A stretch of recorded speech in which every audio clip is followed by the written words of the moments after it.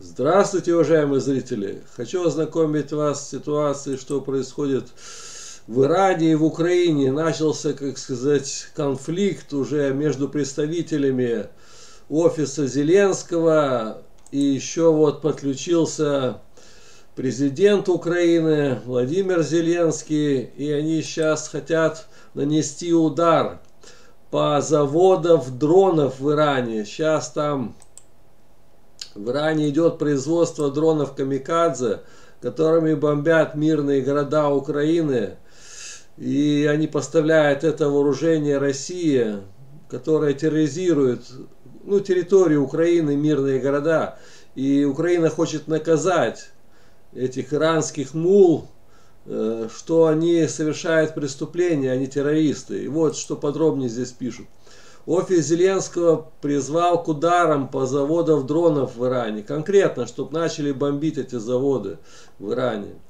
Признание Ирана поставок России дронов вроде бы до начала полномасштабной войны, как заявили эти иранские мулы, в Украине выглядит бессмысленным. Санкций, эмбарго будет недостаточно, чтобы наказать Тегеран. Надо жестко наказывать Тегеран. Это страна-террорист, как и Россия. Об этом заявил советник главы Офиса президента Украины Михаил Подоляк. Он отметил, что Украина доведет до конца всю эту ситуацию с Ираном и будет жестче, общаться и уже с позиции силы. Так, по словам советника Офиса президента, учитывая то, что Тегеран продолжает производить оружие, убивать собственных граждан в Иране, протестующих против тоталитарного режима, финансировать вооружение для России, необходимо действовать более жестко. Мне кажется, что необходимо не просто санкции или эмбарго вводить. Мне кажется, что можно было нанести конкретные удары по производству дронов, баллистических ракет и всего вооружения, что производит Иран. Не может такое государство безнаказанно это делать дальше, отметил Подоляк.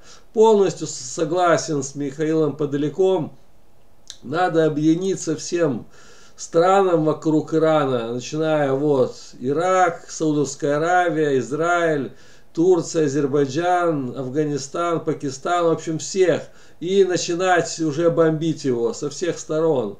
Все эти склады, все эти базы, где эти заводы дроны производят. И еще американцы своими, пускай все истребители, все бомбардировщики стратегические поднимут. И все сравняют с землей, чтобы Иран больше не угрожал мирным странам. И вот Зеленский пригрозил Ирану и назвал режим мул лжецами. Это точно. Там этот режим, это похуже фашистского, что у Путина фашистский режим уже, можно сказать, и там такой же самый в Иране, поэтому они объединились. Президент Украины Владимир Зеленский заявил, что иранский режим обязательно понесет ответственность за поставки этих шахидов, 136-х дронов камикадзе. Кроме того, Зеленский в своем вечернем сообщении назвал ложью утверждение властей Ирана о том, что беспилотники в РФ поставлялись только до войны в небольших количествах. Все это они соврали. Мы ежесуточно сбиваем иранские дроны. Минимум по 10 штук, сказал Зеленский. Сейчас я вам продолжу эту тему как раз подробнее. Вот, Абдалхиян продолжает лгать. Он раньше лгал, что эта статья еще от 16 октября, что мы вообще не поставляем никаких дронов. Вот, смотрите, что он заявил. Иран не поставляет и не будет поставлять России оружие для использования в боевых действиях в Украине. Представляете, какой лицемер, какой хамелеон. Конкретное лицо, рожа сидит и говорит, мы не поставляли и не будем поставлять России эти дроны камикадзе. А потом все признались, да, мы поставляли, до войны. А какой до войны, если сейчас начали бомбить в сентябре только Украину, да. Это еще тот хамелеон, похуже Путина, я скажу. Об этом министр иностранных дел Ирана Хосейн Амир Абдаллахиян заявил в телефонном разговоре с МИД Финляндии Пекой Хаависто. А теперь оказывается, что поставки были. Правда, типа он сказал, что это еще до войны было. Это все ложь, причем дешевая и примитивная. Конечно, ложь. Уже все здравомыслящие люди в мире поняли, что это и есть. Бомбят конкретно дронами все города Украины. Уже не скроешь тут ничего. Российская спецоперация началась в феврале 2022 года.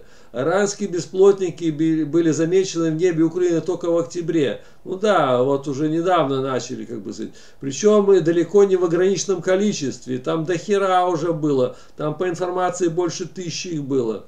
Россия применила их и массово применяет. Так а в чем стоят объяснения Абдаллахиана? Понимаешь, это позор, это, понимаешь, это уже аферист. Это уже вон Зеленский стоит, и рядом дрон этот Шахед 136, представляете? Сам президент сфотографировался на фоне этого дрона. И вот, глава МИД Ирана не стоило затрагивать тему доказательств, потому что как этих самых доказательств Украина предоставила предостаточно. ВСУ удалось сбить или посадить не менее 300 иранских шахидов, представляете? Сбили и посадили это уже 300, а сколько еще бомбили города мирные. На фоне одного из них сфотографировался президент Украины Зеленский. Вот эта фотография как раз. Так, и что же Тегеран теперь, да? Наконец-то, типа, уже все поняли, что это все вранье, да, сказочники, называется сказки. Но господин Абдаллахиан ничего не испытывает угрызения совести и продолжает вдохновенно лгать. Пора бы ему и в отставку после этого вранья. Представляете, в других странах, когда человека ловят на вранье, ну, в нормальных демократических, он сразу подает в отставку. Раз ты врешь, значит, ты не можешь занимать этот высший пост. А он конкретно врал всем людям в мире в глаза. Теперь поймали на лжи и начинает оправдываться. Ну и вот американцы уже подняли свои самолеты. Военные самолеты США летят в сторону Ирана, видите уже.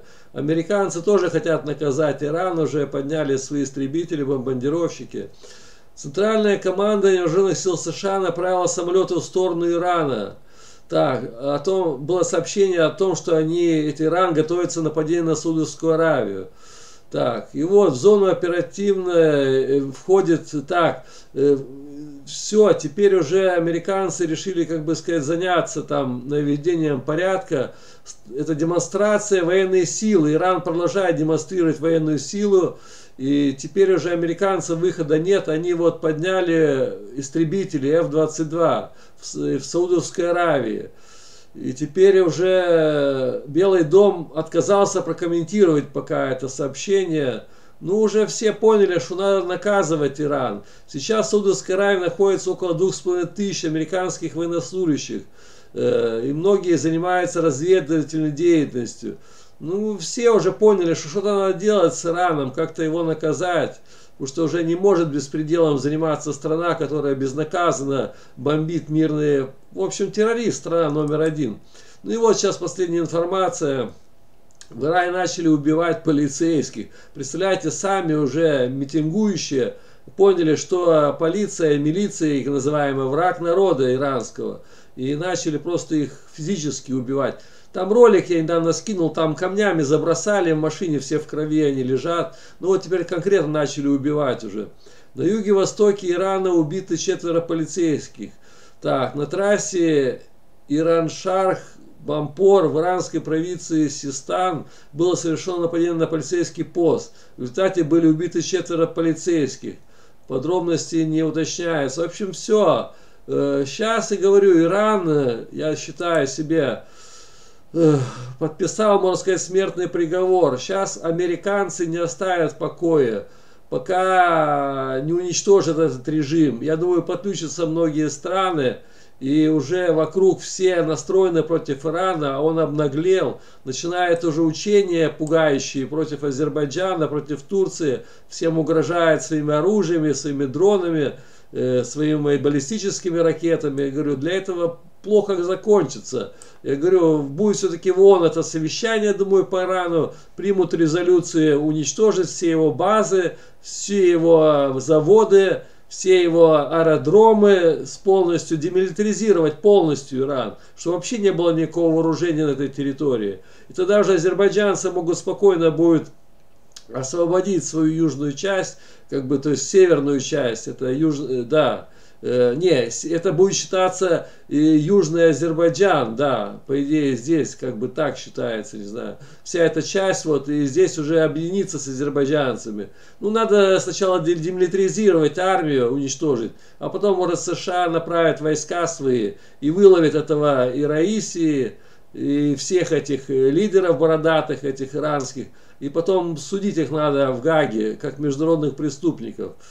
Вот такие новости. Всем спасибо, всем пока, до новых встреч.